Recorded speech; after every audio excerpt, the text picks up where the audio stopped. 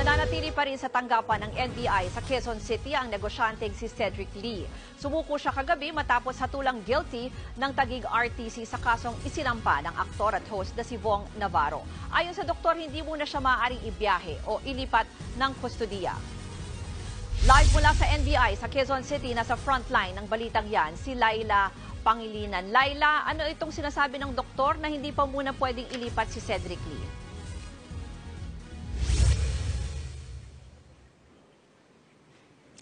Oo, Ruth, tumaas ng 180/100 ang blood pressure ni Cedric Lee, kaya kinakailangang i-monitor siya kada 40 minuto dito sa tanggapan ng NBI sa Quezon City.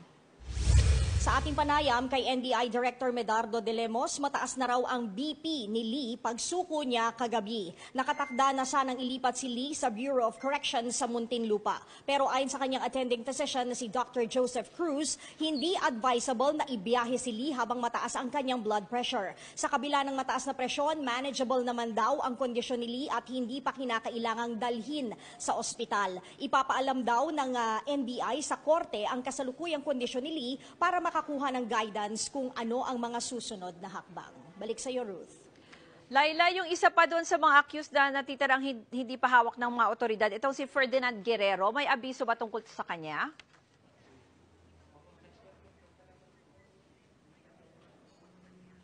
Oo, Ruth, kanina nanawagan nga si NBI Director De Lemos na sumuko na itong si Ferdinand Lee dahil anya mahirap magtago sa batas dahil puspusan ang gagawing manhunt operations para rito. Okay, tsaka itong isa kahapon sila Denise Cornejo at sila Simeraz, anong update sa kanila?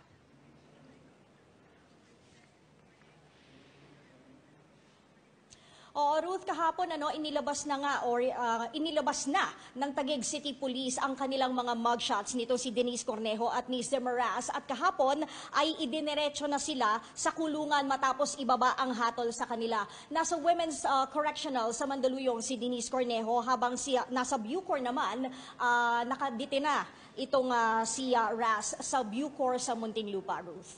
Maraming salamat, Laila Pangilinan.